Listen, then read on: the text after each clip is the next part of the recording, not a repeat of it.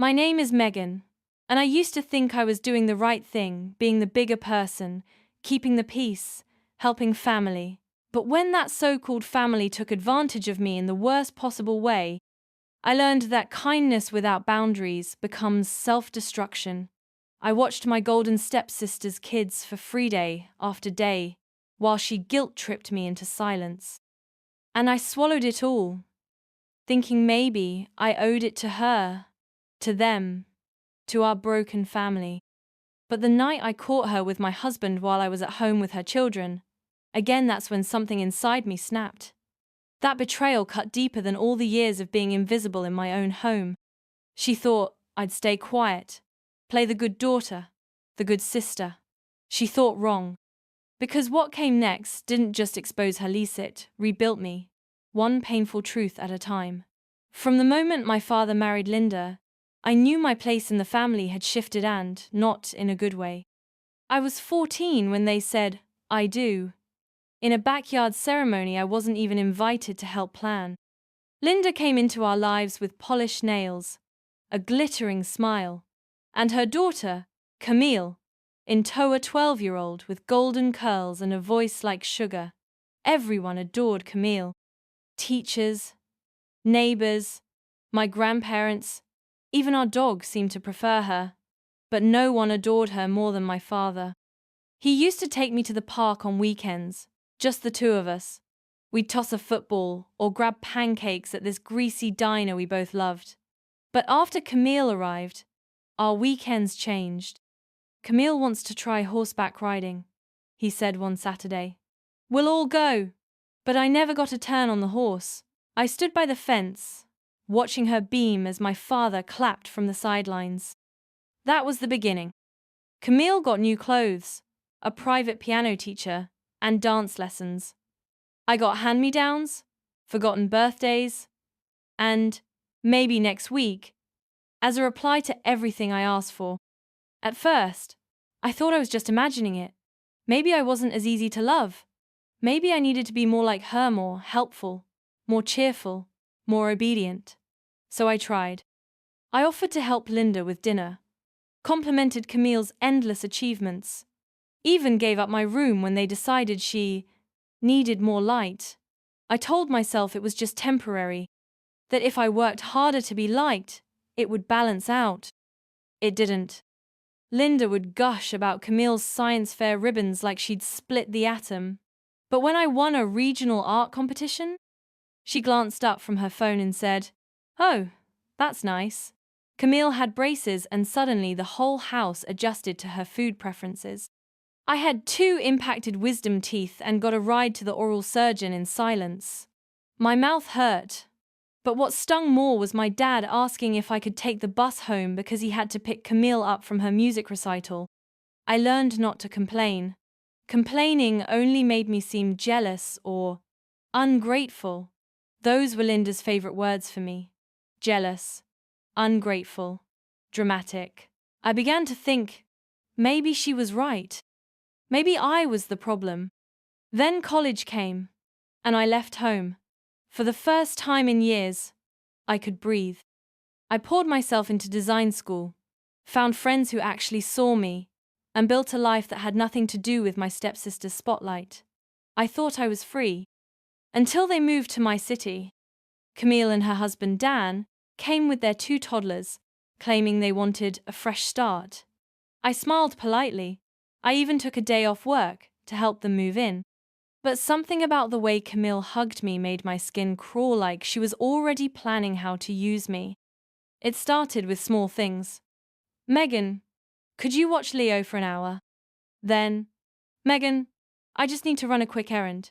Next thing I knew, I was watching both kids 3 nights a week while Camille caught up on sleep, or needed a break. I didn't argue. Not yet. I told myself, she's family. They're just getting settled. I don't want to start a fight. I'd spent most of my life swallowing resentment. I figured, what's a little more? But in the back of my mind, a familiar ache returned. That same dull pain of being used, overlooked, dismissed. And this time, I could feel it building. At first, It felt harmless. A quick hour here, a brief favor there. Camille had just moved. The kids were adjusting, and I figured helping out was the right thing to do.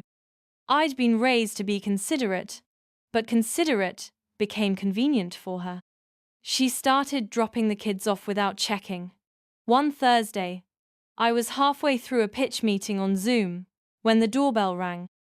There was Camille, makeup half done, hair in a messy bun, holding Leo and Nora. "Thanks, Megan. You're a lifesaver," she chirped, before darting down the steps like she'd just delivered a pizza. I was too stunned to respond. From there, the pattern was set. My weekdays blurred into toddler tantrums and microwaving dinosaur nuggets. Weekends? Gone. She once dropped them off on a Sunday at 8 a.m. without warning. I had brunch plans. Didn't matter. Camille's text came 30 minutes later. "Running errands. Be back by 2. She returned at 5. At first, I tried reasoning with her. I said things like, "Hey Camille, I've got a work deadline coming up. Can we set some babysitting times in advance?" Her response? A dramatic sigh and, "God, I didn't think helping family would be such a burden." Helping family. She used that phrase like a weapon. It wasn't just her. Dan's husband was complicit in his absence. He'd give me a sheepish thanks if he happened to be around. But mostly, he was just another shadow in Camille's world. Passive. Polite. Invisible. What made it worse was how Camille played the part of the struggling mom in public. She'd post Instagram stories of her with the kids at the park, photos I knew were taken after I'd babysat all week while she went out with friends. "Mom life is exhausting," she'd write, hashtagged with grateful and blessed. I felt like a ghost in their narrative. I finally snapped one Tuesday night after a 12-hour workday. I had told Camille I couldn't help that evening client deadline. She texted back, "Understood. I thought we were good." Until 7 p.m. when I heard knocking. Again. 2 toddlers, backpacks, and Camille already backing out of my driveway in her SUV. I was too stunned to stop her. The kids were exhausted. Leo cried for juice. Nora threw a shoe across the kitchen. I microwaved something frozen while biting my lips so hard it bled. I wanted to scream, but I didn't. I just rocked Nora until she fell asleep, then sat on the couch staring at nothing. When Camille finally returned at 10 p.m., she breezed in humming a pop song and scrolling through her phone. "Hope they weren't too much trouble," she smiled, scooping up Leo like he was a purse. I didn't answer. I didn't have it in me. The next morning, I called her. I was calm, too calm. I told her, clearly and respectfully, that this couldn't continue, that I had a life, that she needed to make other arrangements. I even offered to help her find a sitter. She laughed. "I just don't trust strangers with my kids," she said. "And your family? What happened to sticking together?" I told her, "Being family doesn't mean sacrificing my life for yours." She got quiet, then cold. "You've always resented me, haven't you? This isn't about babysitting. It never was." I hung up. That conversation cracked something open. The old hurt came rushing back, how my father used to side with her.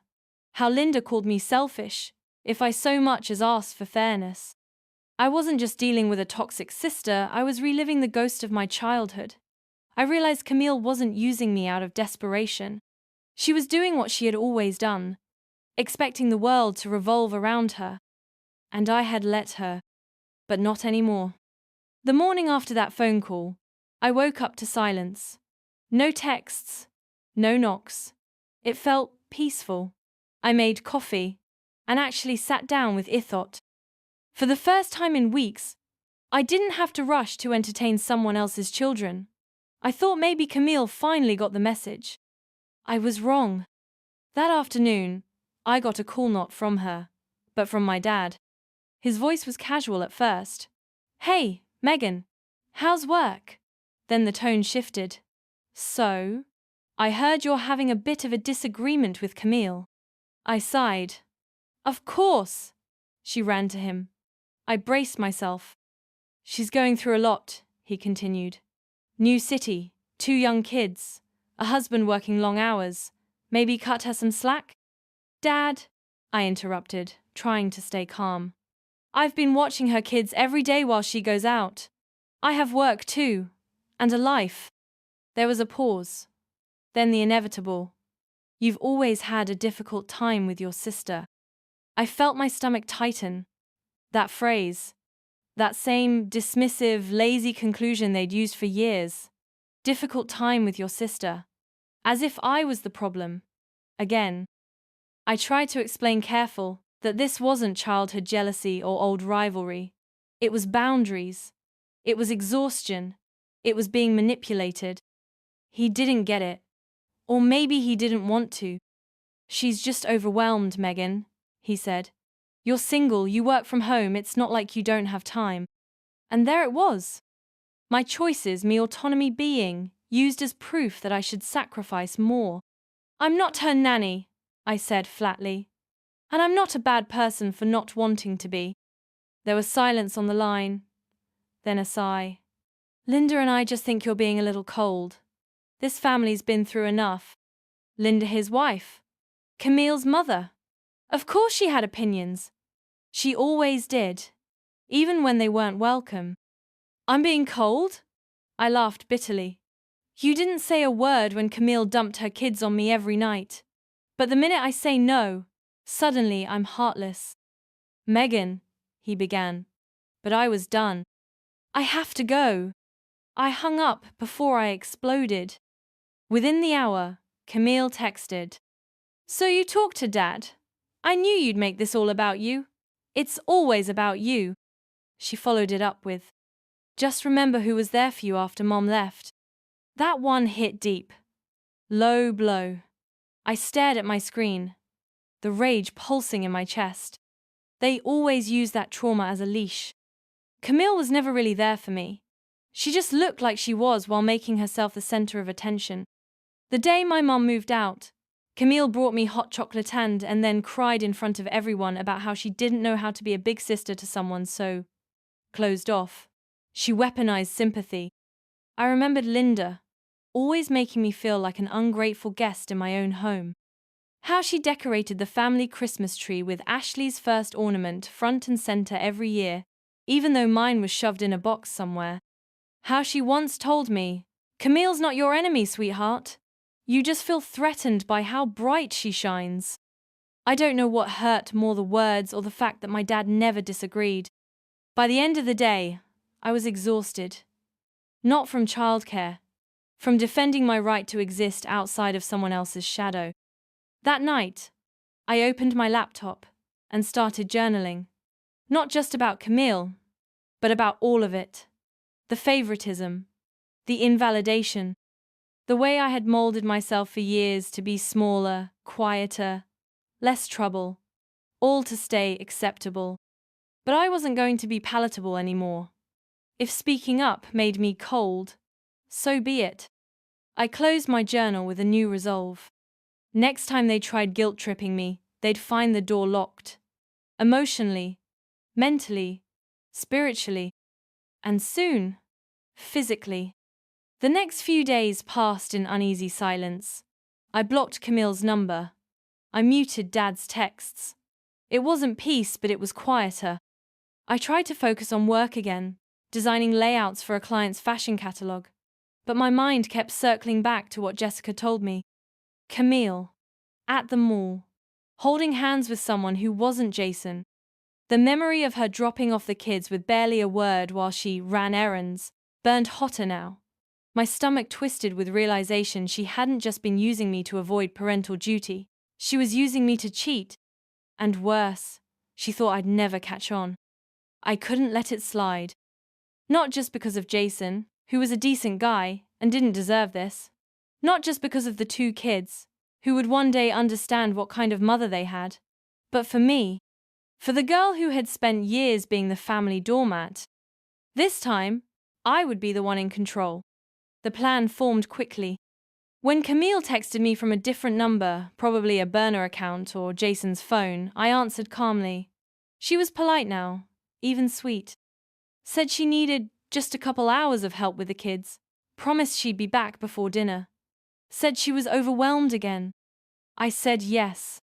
When she arrived, she barely looked me in the eye, just handed me Max's favorite dinosaur plushie and whispered, "Thank you, seriously." Then she disappeared down the stairs like smoke. 10 minutes later, I packed snacks, iPads, and jackets, and loaded the kids into my car. We drove straight to Jessica's apartment. She had already agreed to watch them for a bit. The moment they were safely settled, I jumped back in my car and headed to the mall, the same one where Jessica had spotted Camille and her mystery man the first time. I parked near the cafe that overlooked the entrance. I waited. 20 minutes later, there she was, Camille, in oversized sunglasses and a beige coat, walking beside a tall man with dark hair and too much cologne. They weren't being subtle. He had his hand on her back, and she was laughing. I watched them slip into a sushi restaurant, like they'd done it a dozen times before. I snapped photos. Not for revenge, for proof. Proof for Jason. And for myself. I sat there for a moment, phone in hand, heart pounding. I didn't feel victorious. I felt clear. For once, I wasn't just surviving my family, I was standing apart from them. When I got home, I fed the kids, read them stories, and tucked them into the guest bed with warm blankets and a Pixar movie playing on low volume. Then I sent Jason a message. "Hey, I hate being the one to tell you this, but I think you need to see something. Camille's been using me to babysit while she's out with another man. I'm not trying to stir trouble, I just think you deserve the truth." I attached the photos. I hit send. I sat on my couch in the dark, heart racing. 5 minutes passed. 10. No response. Finally, a ping. "Jason. Thank you. I've suspected something for a while. This confirms it.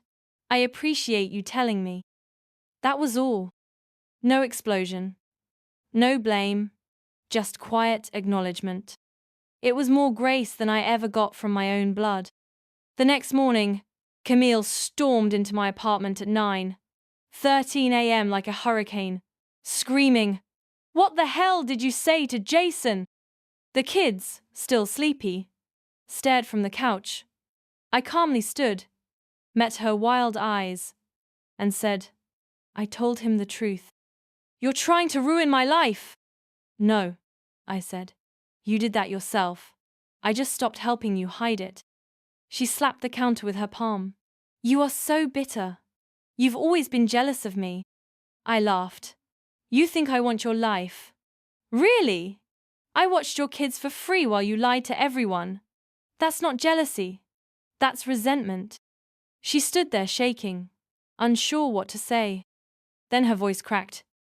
"You were supposed to be my sister." "No," I said.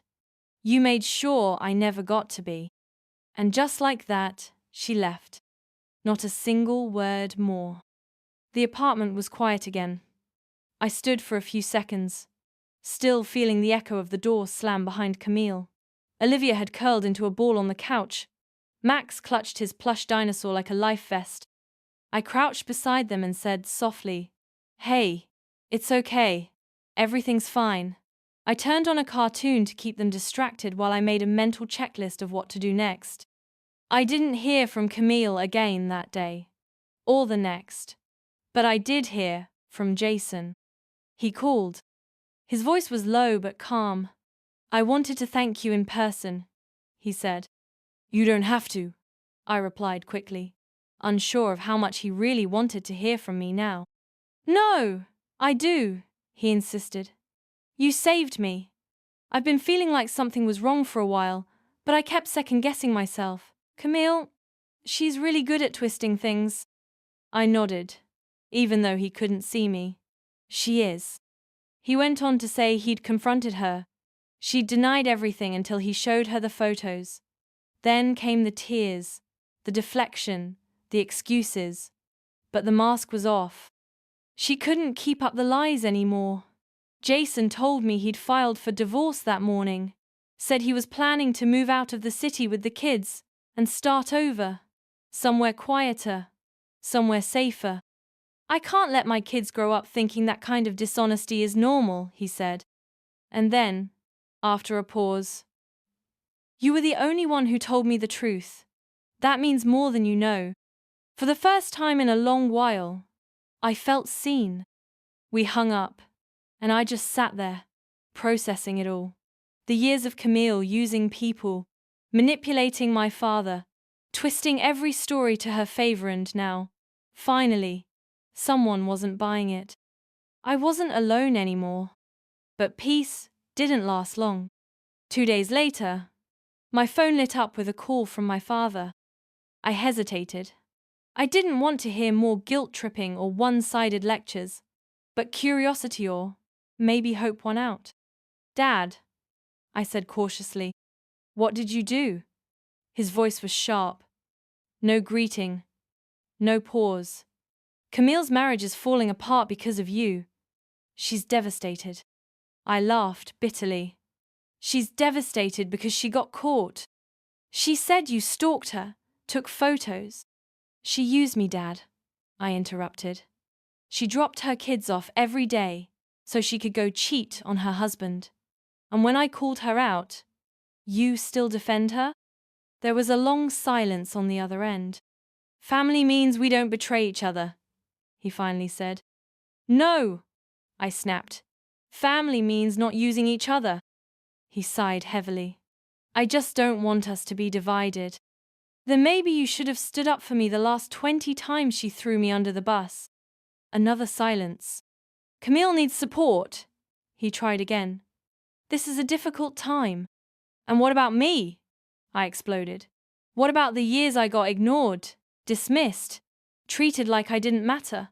What about my difficult times, Dad?" His answer was a low, worn out, "I don't know." And that was it. That said everything.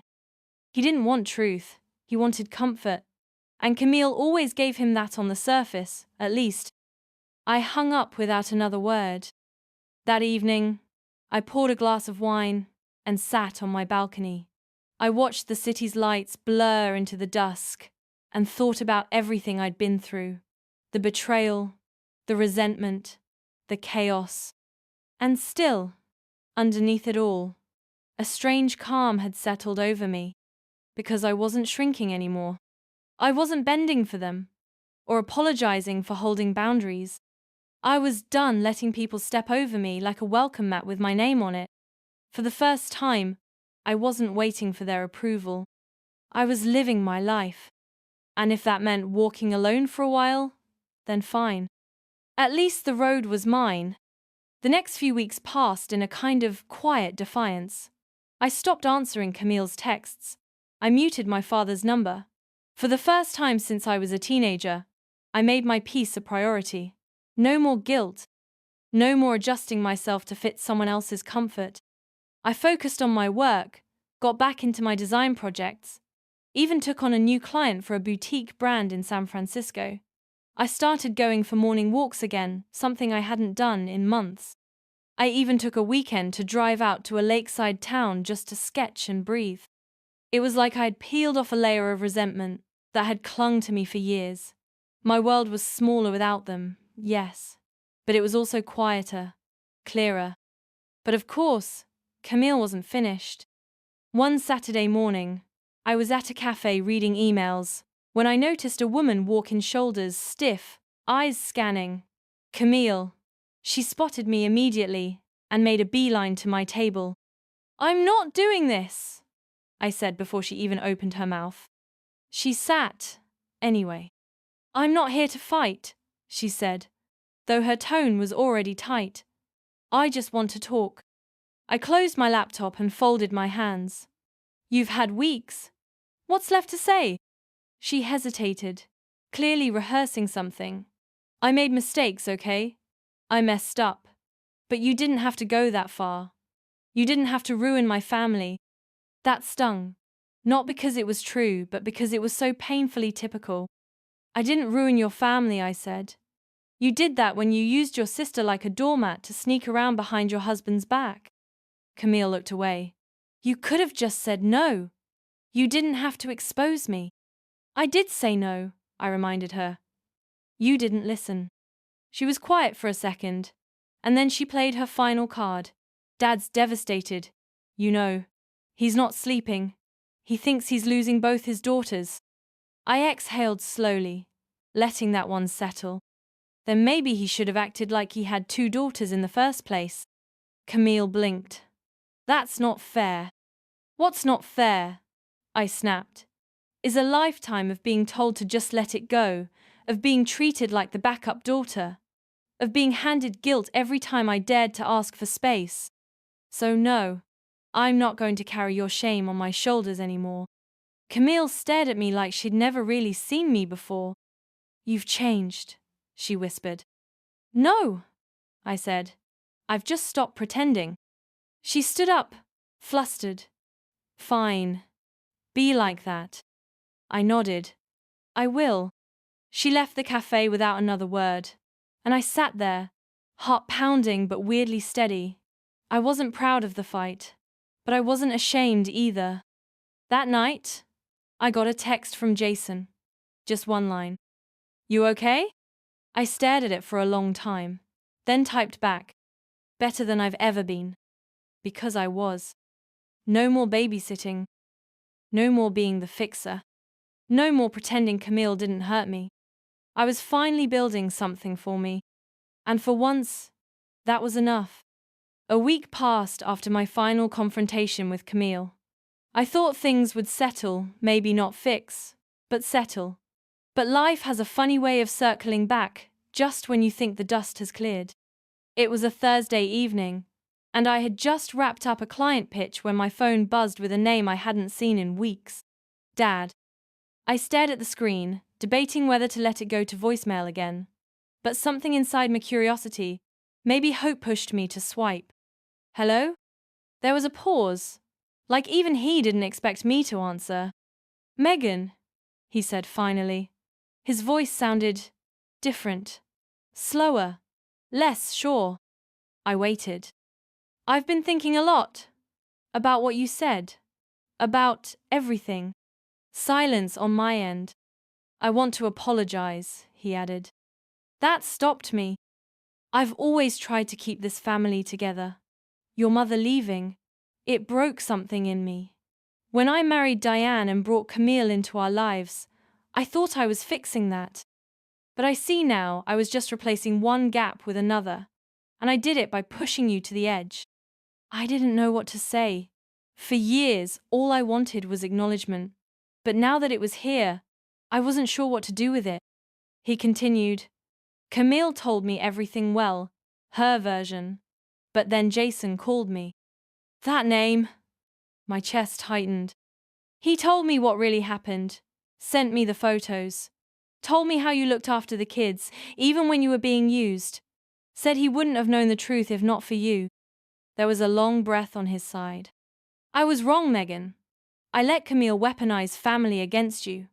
I let my guilt about failing you make me double down on her. I'm sorry. Tears stung the back of my eyes. I didn't want to cry, not again, but the words I'd never imagined hearing were finally here. You hurt me, I said, voice low. For years. You made me feel like I had to earn a place in my own family. I know, he replied, his voice cracking. And I can't undo that. But I want to start making things right, if you'll let me. The part of me that had built walls started shifting. Slowly. I don't know what that looks like, I admitted.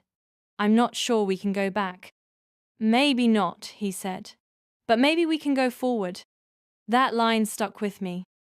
We spoke for another hour about my childhood, about Camille, about how deeply embedded the favoritism had become, without either of us fully naming it. He didn't make excuses. That mattered more than anything. By the end of the call, something unexpected had happened. We weren't healed, but we were human again.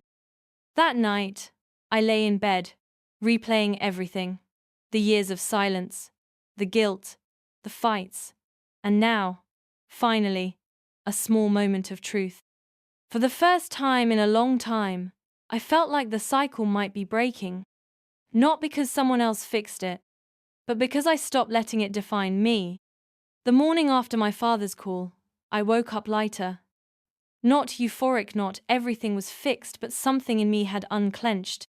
I sat at my kitchen table, drinking coffee in silence, thinking about how long I had carried the weight of being less than in my own family. And, for the first time, I didn't feel the need to prove anything anymore. Jason reached out again that afternoon. He was moving, taking the kids to Seattle where his sister lived. "We'll be okay," he said. "You've done more than enough, Megan. You don't owe anyone more than your peace." It felt like closure. Not dramatic, not cinematic, just real. Camille, for her part, had gone completely silent. No texts, no voicemails, no pop-ups at my door. I didn't miss her chaos, but I did wonder what story she was now telling herself. Maybe I was still the villain in her version, but I had learned how people see you has more to do with their story than yours. And I wasn't writing my life around someone else's guilt anymore. About a week later, I was invited to speak on a panel at a local design conference. I almost turned it down. I wasn't sure I wanted to be public just yet, but something nudged me to go. The topic was about creative independence, something I had fought hard to claim in more ways than one. I wore the dress I had bought 6 months ago but never had the confidence to wear. As I stood in front of the crowd, something happened that surprised me. I wasn't nervous. I wasn't shrinking. I told my story, not the drama, but the truth. How boundaries saved my career. How learning to say no had opened doors I didn't know were locked. Afterward, a young woman came up to me, maybe in her 20s, eyes bright but tired. "Your story? I've been going through something similar with my sister. No one really gets it, but you made me feel less alone." I smiled, genuinely. And that was it. That was the moment I knew this wasn't just about Camille or my father or even Jason. This was about me. Choosing myself wasn't selfish, it was survival. It was how I began to thrive. A few weeks later, I got a package in the mail. No return address. Inside was a children's drawing. Stick figures, one tall, two small, and a heart above their heads. At the bottom, it said in big, crayon-scrawled letters, "Thank you, Aunt Megan, love. Olivia, Max." No note from Jason. No explanation. Just that simple gesture. I held the drawing in my hands for a long time. Not crying. Just quiet. Moved. There's something powerful about knowing you did the right thing, even if it came at a cost. I had lost some relationships, yes, but I had gained something much rarer. Clarity, dignity, peace. I framed the drawing and hung it in my home office, right above my desk. Not because I needed a reminder of what I went through, but because I wanted to remember what I walked away with. Months have passed since all of it unfolded. I haven't spoken to Camille. My father has texted a few times, small updates, cautious words, but I haven't fully opened that door yet. I might, someday. On my terms. Because now, I live on my terms. When I walk into a room, I don't carry the fear of being overshadowed. When someone asks me for more than I can give, I say no without guilt. When my inner voice starts to whisper, "You're too much," or "You're not enough," I answer back, "I'm exactly who I need to be." And that voice? It finally listens.